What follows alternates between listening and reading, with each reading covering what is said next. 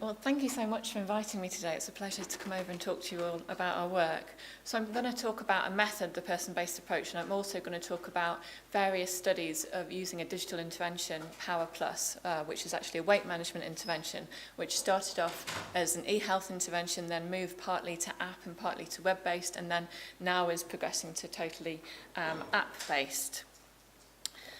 And if you'd like to tweet our team, we're at the Centre of Applications for Health Psychology at the University of Southampton, and you can hashtag the PBA if you want to comment or ask any questions about that, or of course please do come and see me in person at the conference as well.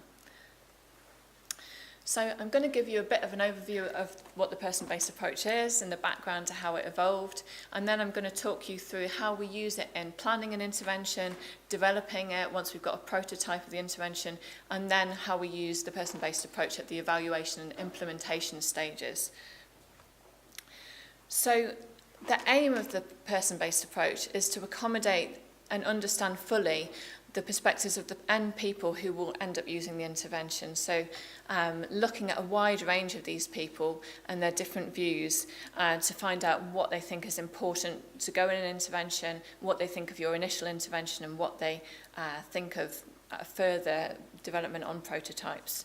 And a second part of this work is to also develop guiding principles from this cooperative work with people, which actually help you to lead your development in a way that's going to be in line with the needs of this group.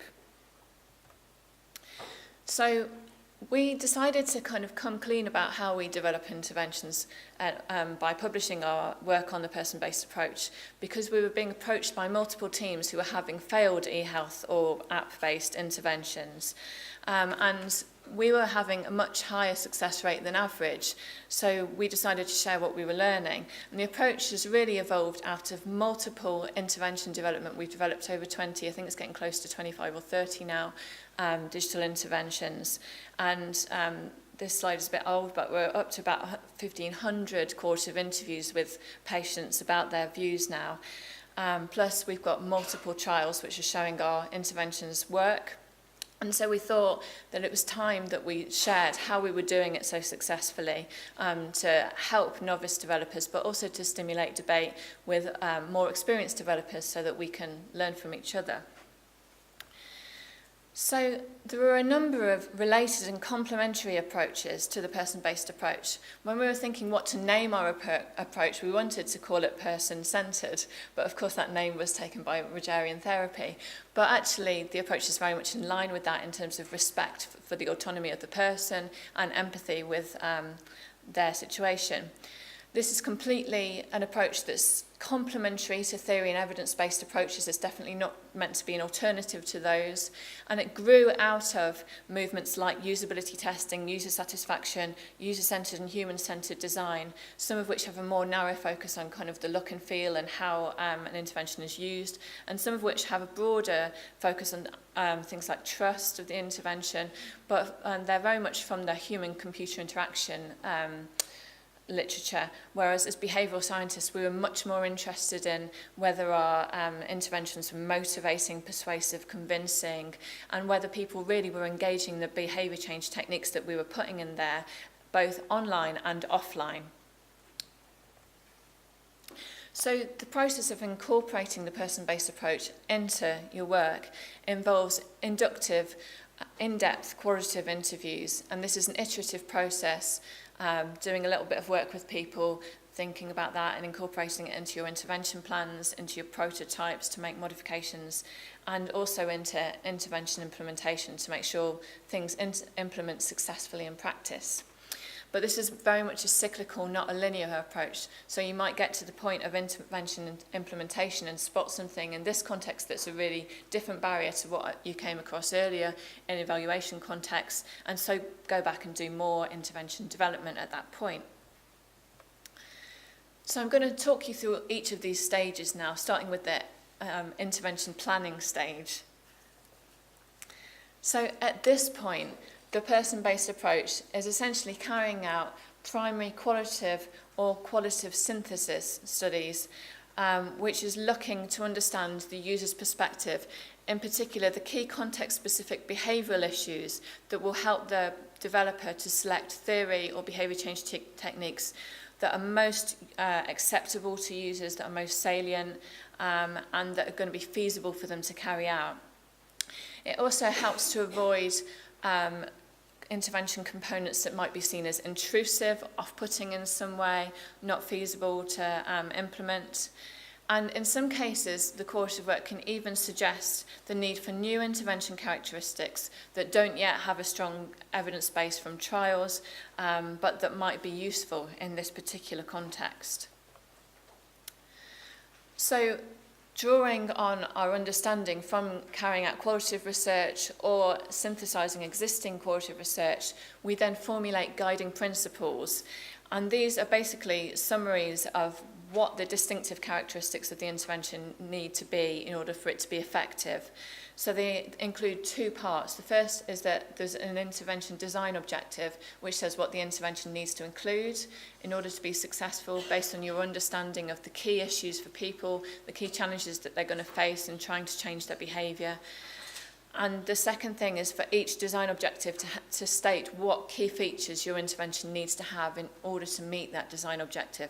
So key features might be a particular behaviour change technique that looks like it's going to be particularly acceptable and useful for people in this context, as well as obviously having an evidence base that you've seen in your other scoping reviews or systematic reviews.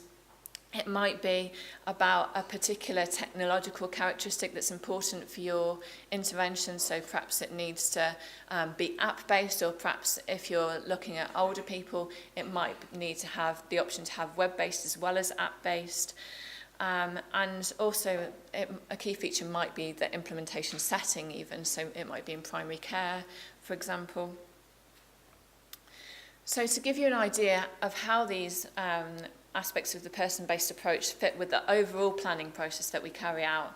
Obviously, I've talked a bit about the primary qualitative research or qualitative synthesis, and sometimes we do both, and guiding principles, but we also do systematic reviews of the quantitative evidence so to really understand the evidence base in detail and what intervention components are most likely to be important for this behaviour in this context.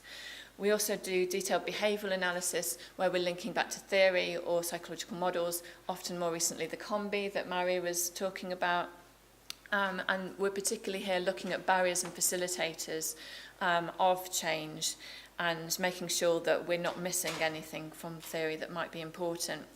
And then drawing on all of our quantitative, qualitative and theoretical evidence, we create a logic model for our intervention which is showing how we think the process of change should be working in this context and what the likely mediators of that change are. So I'm going to give you an example to make this process a bit more tangible for each of the steps of the person-based approach. So at the planning phase, I'm going to talk about our example of POWER, which was a digital intervention for weight management, as I've already mentioned. And it arose out of the need for a cost-effective weight management intervention. And the aim was to support people to adopt a sustainable and positive approach to weight management. So sustainable in that we wanted them to have habit change, not short-term change. And also we wanted to build autonomy so that people would be autonomously motivated to make their own changes. So in this case, we were encouraging people to become their own personal health trainer, not to rely on external support for weight management. So at the planning stage, we carried out interviews with 25 people who were overweight or obese and who had had previous experiences of weight management.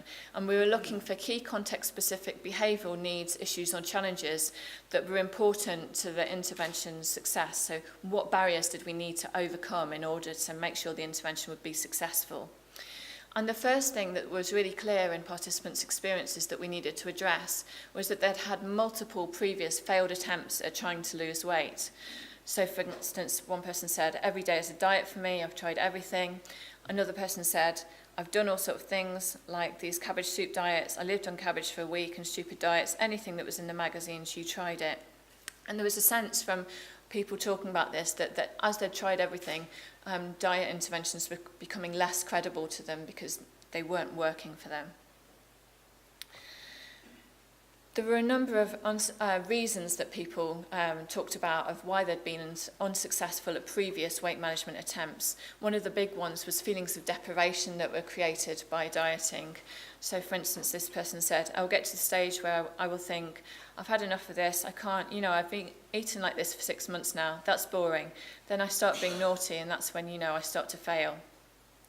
Another person said, it makes me feel really awful if I'm telling myself that I can't do or shouldn't be doing it. The guilt kind of makes me think more about it. So it's clear that we needed to address these feelings of deprivation. The other thing that people were talking about that was getting in the way was how the dieting was disruptive to their lifestyle, how they couldn't keep it up in the long term because it was quite effortful, so essentially unsustainable. So, for instance, this first person said, whatever I'm going to do needs to be able to fit in with the fact that I like being around with other people, and that being weird about your food becomes a conversation piece and can make other people feel uncomfortable. Another person said, we'll have a nice night out or go for a drink or anything, always having to think about it. Oh, I can't drink this, I can't drink that, I can't eat sweets. After a week of work, all I want to do, I just want to relax. I don't want the stress of being on a diet as well. And another thing that people were really talking about here was how things like calorie counting or points counting or carb counting that lots of diets use were quite effortful. They were having to really think about these things, and eventually they were just giving up because they didn't want to keep thinking about being on a diet all the time. So based on this evidence, we came up with some guiding principles. So our first design objective for Power was to persuade people that this particular approach to weight management was going to be successful, even though they'd failed at multiple attempts at trying to lose weight before. And so we knew that we needed to make our approach seem novel in some way. So we wanted it to have distinctive features, and we essentially were using self-regulation techniques, but we packaged them in novel ways, which was as power tools, and people seemed to really like this.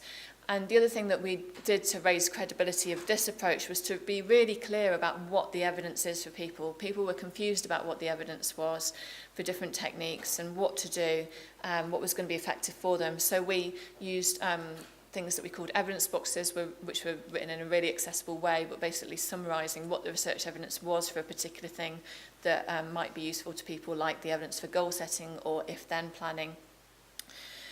And we also we started writing this in 2010, and there was a lot of trust in the NHS. I mean, there still is on a population level, but obviously there are kind of lots of political things going on in the NHS now, and trust may be falling somewhat.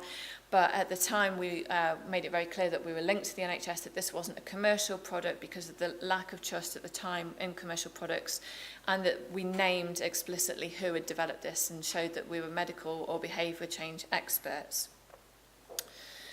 The second thing that we tried to do in our guiding principles was, or our second design objective, was to promote long-term adherence and maintenance of weight loss. And the key things that we were addressing here was firstly feelings of deprivation. So we wanted to build autonomous motivation and have a non-prescriptive approach that wouldn't really rely too heavily on effortful strategies like calorie counting, but also there were no forbidden foods that obviously can lead to feelings of deprivation, and there was a choice of eating plans so people could choose what they wanted to eat and set goals that were going to be the best for them. There was also a focus on creating lifestyle-compatible long-term habits. So this included simple eating goals like eat a quarter less at each meal rather than calorie counting or food diaries. So even though those things had an evidence base, because they were seeming to be so intrusive, we decided to not use them at this point. So then on to the intervention development phase. So at this phase, we're using inductive research, qualitative research again with people to look now at a prototype and what people think of the prototype intervention.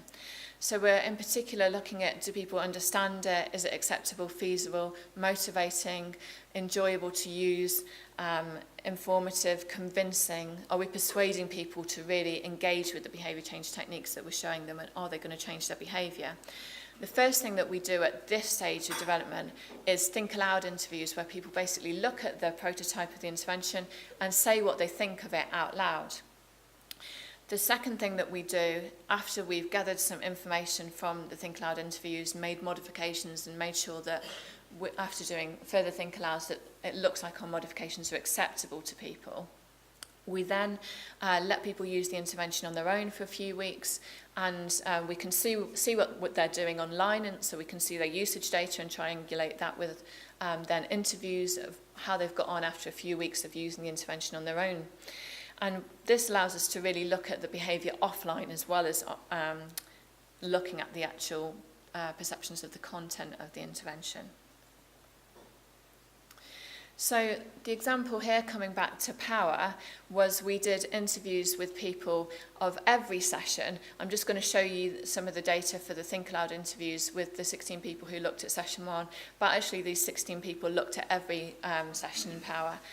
And in session 1, we introduced the power philosophy to people, so about being habit change of the long term. We allowed them to choose between a low calorie and a low carbohydrate eating plan, and we helped them to set weekly goals and if-then plans. And we've published this in the British Journal of British Journal of Health Psychology, if you'd like to read more about that study. So we were trying to elicit negative and positive aspects of the intervention here. So the positive aspects I'll show you first, but people really like that there was a choice, so the fact that there's a choice immediately is attractive because I can go for either or. Another person said, I like that it's a long-term plan that you can stick to rather than a really strict regime that as soon as you stop it comes back on. So there was evidence here that we might have persuaded people that this might work in the long term for them and it wasn't going to be like other diets that they'd tried before. I find a low calorie too restricting because you end up having to count or seeming to count everything. So this person was reflecting on previous diets and how they liked this diet, this eating plan better than previous ones. So that was in line with what we thought from our early planning work. Another person said, so it's almost saying, you know, not everything is banned, it's just some are going to be more occasional ones. So it makes you feel like you're not going to give anything up.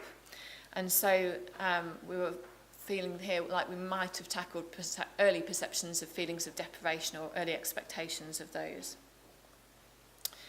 Of course, there are also some concerns, and this is a really important bit to focus on if you're developing interventions so that you can overcome potential barriers to people engaging.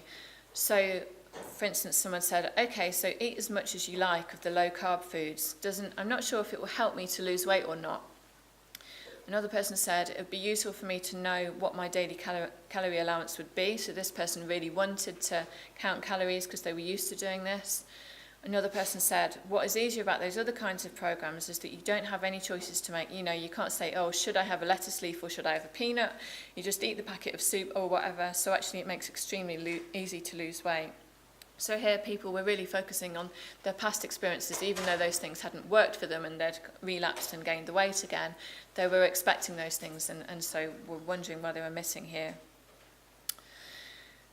Some other perceptions, particularly around goal setting and how we implemented that, were important here. So there were some positive perceptions. So this person said, you think, oh, okay, I just have to do that small goal. I don't have to change my whole eating habit. It's just small bits. So they liked our kind of graded, gentle approach to goal setting. This person said, and for me, having a plan with a reasonable goal is really important because I don't know if I'm a typical man, but I set myself too high goals too often and fail. There are also some concerns about goal setting. So I wouldn't know what to write at this point. You know, I'm not sure the information that was there helped me to find out what mine would be. And this was because we'd given people free text boxes where they could write any goal that they wanted at this point, and that seemed to be problematic. Another quote around that, it's very easy to say I'll reduce my portion sizes here, but one of my goals isn't to stop snacking so I can just snack as much as I like. Other things we were finding with the free choice boxes were that people were picking inappropriate goals that weren't going to help them to lose weight. So things like, I'll drink more water, which obviously isn't going to have any kind of calorie deficit and really get people to lose weight. So we knew that we needed to make some modifications at this point. So the first thing that we did was to expand the rationale for a healthy habit versus diet approach to really persuade people who were used to traditional diets that this developing habits instead of relying on things like calorie counting might be a useful approach. But we still wanted to make it acceptable to people who were expecting those things. So we made calorie counting available, but in a small way. What we suggested to people was that they used it as a diagnostic aid if they were really struggling. So if you've gained weight or not lost weight that week, it might be that you just don't know what you're eating and where the kind of calories are coming from. So you're using it just for that week, keeping a food diary, and then once you get back to losing weight and you've worked out what you need to be eating, stopping counting and going back to using more general rules like smaller portion sizes. We also modified all the stuff around goal setting to make that easier for people to complete. So we provided drop-down menus which showed people goals that we knew would help them to lose weight, and we told them that they were evidence-based in terms of helping people to lose weight so that they were credible to people. So there were things like reducing portion sizes or swapping unhealthy snacks for healthy ones. We also gave people one free text box where they could pick something if they wanted something different, but we made sure that they were picking at least some goals that would help them to lose weight. So the final stage of the person-based approach is at the point of implementation. And this might be implementation in a full-scale trial or in a real-life rollout. And at this point, we're using qualitative research alongside quantitative research. And this is triangulated to help explain things like why an intervention might be working or not working, why someone might be using it or not, and also to look at further barriers that might come up, for instance, at this stage of a full rollout. So the RCT, our definitive trial, we finished last year and published that. This had 836 obese adults who were recruited from primary care, and we randomised them either to an active control, which was usual care plus a leaflet that we knew already helped people lose 1.5 kilos, and we also told people that they were being monitored by a nurse. We took that was probably a mistake and made our control group a little bit too active, but we essentially did it because we wanted a good retention rate. Retention rates and follow-up rates in weight management are often really poor, and we wanted 80% or more, and we achieved 81%. We also had 2 power groups. One had a bit of face-to-face support from a nurse, and one had a bit of remote support from the nurse. We used a bit of support from a nurse because we knew from the existing evidence that that was likely to bolster effects, and in our feasibility study we compared brief nurse support and more intensive nurse support, and it looked like brief nurse support was better at maintaining effects after the nurse support finished between 6 and 12 months, whereas more intense nurse support you got a big drop off and there was a bit of a dependency effect on the nurse essentially. So the comparison here between face-to-face and remote we thought would be interesting to see the differences in effects there. And we published this in the Lancet Diabetes and Endocrinology if you would like to read more about this work. So you're probably wondering by now, what did the final version of Power contain? Well, it still had a choice of low-calorie or low-carb eating plans. It also had a walking plan or any other physical activity plan. It had 25 optional sessions that people could choose to do, which covered a range of topics like how to deal with cravings, relapse prevention, how to set your environment up to help you to lose weight. And these were basically behaviour change or CBT techniques that were packaged in a patient-friendly way and presented as power tools. There was a weekly weight and goal review, so self-monitoring, which included if-then planning as well.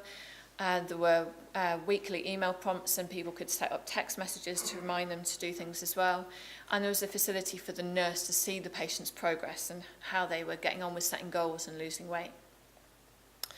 The nurse support, the face-to-face support, consisted of mostly face-to-face support, but also some email support, which happened if the nurse couldn't get hold of the patient, and some patients chose to have some of that support by phone instead of coming into the surgery. There were 4.5 contacts on average, 4.25 contacts in average in the remote group. This was mainly email support, 3.1 contacts on average, 1.6 phone calls on average, and then 18 patients managed to break our protocol and sneak in for a bit of face-to-face support. Not too bad in a sample of 836 people though. So what did we find in our results? Well, this is the 5% weight loss at 6 and 12 months. And you can see here that there's no significant difference between the two power groups, but there were significant differences between power and the control in both of the power groups. The control group are doing annoyingly well, as I've already told you about. And the mean weight loss, which helps you compare between different interventions, the control group were losing 3 kilograms. That's not actually unusual for a control group. Susan Jebb's work, where she's done systematic reviews of control groups and weight management, shows that you usually get between 1 and 3 kilogram weight loss. So here we're at the top end of that, and that's probably because we made it quite active. But also we found that significantly more people in the control than the intervention groups were choosing to use other resources, particularly Weight Watchers and Slimming World. So it's perhaps unsurprising that you've got quite a big effect there. In fact, it was nearly 50% of that group were using other resources, and much lower in the power groups. The power groups, 4.3 kilos and 4.5 kilos, and the best, up till now, the best evidence for weight management in the UK has been Weight Watchers, and there's a recent Lancet trial which showed that 12 weeks had a weight loss at 12 months of 4.7 kilos, so we're getting pretty close to that, and the average amount of logins was actually about 11 weeks worth, not necessarily in 11 weeks, but spread over a few months. So for a similar dose, you're getting similar impact, but with a digital intervention here. So it's pretty good because in terms of cost effectiveness, obviously much, much cheaper than a face-to-face intervention like Weight Watchers. So let's look at our cost effectiveness data here. This is definitely not my area, health economics, so if, like me, you want a bit of help with this, then the National Institute for Clinical Excellence recommend that for a kilogram of weight loss per person, it's cost effective if it's less than £100.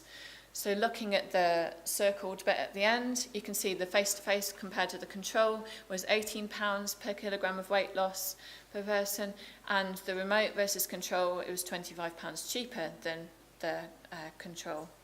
So it's very cost effective in terms of NHS costs, which is what we're measuring.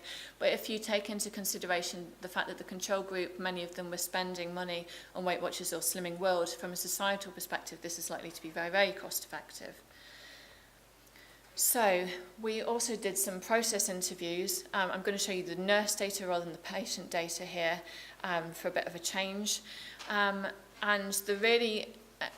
the thing that we were looking for here is what might be barriers to later implementation and rollout, because we're now rolling out this intervention across the NHS. And although the nurses had provided remote support in this trial, they were paid to do so, and they were accountable for doing so because we were looking at them in a trial. We didn't know if they would still do it, what they would still do it, you know, if it was outside that situation.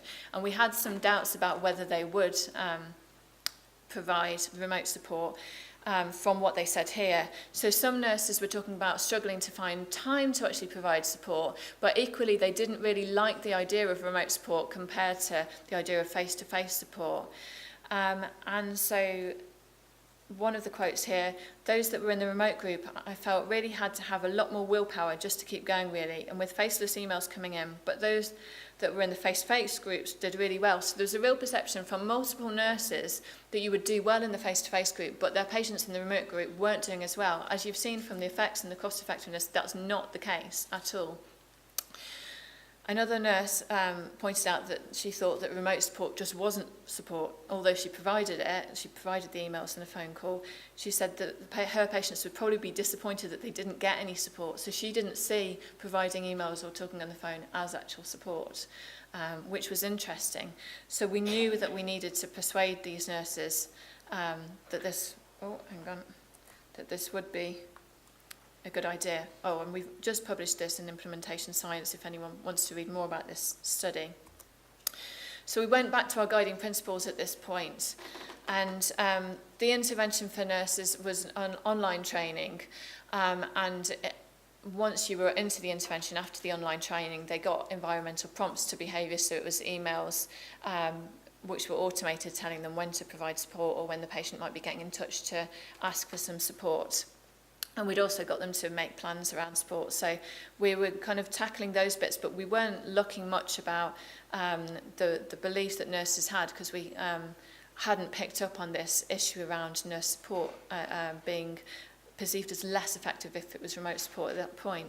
So we knew now that we needed to persuade nurses at the point of rollout that this remote support is actually useful and effective. So the key features that we've put into the training now to do this partly include showing the nurses the evidence that this remote support is as effective as face-to-face support, including quotes from patients, showing that they found it acceptable to, and helpful, because this is what patients have said in our process evaluation, and also including some quotes from practitioners who got on well with remote support. And we've actually looked at these changes in another study with nurses looking at providing support to cancer survivors, and they were really on board once they saw this evidence, but they weren't when it wasn't there. So I've got a sense that this is going to make a difference to these nurses at the point of rollout. So, in conclusion, the person-based approach isn't meant to be a prescriptive approach. There are many different ways that you can use mixed methods, and of course it's not always possible from a resource point of view to implement all of the stages that I've talked about today, but we feel that it's really important to devote sufficient time to developing your intervention before trialling, because you don't want to waste money on a trial that has a negative effect if you could have made your intervention better by talking to some patients before you went into the trial. And of course, it's not the only good way to develop interventions, but it is a really useful way of identifying the key behavioural issues from the user perspective and the distinctive intervention features that can address those issues. And so the person-based approach is meant to be a complement to theory and evidence-based approaches by suggesting which behaviour change techniques might be most important in your particular context and provide guidance on how to make them acceptable and persuasive in your particular context. And so hopefully in the future, intervention design can benefit from not only being theory and evidence-based, but also person-based. Thank you.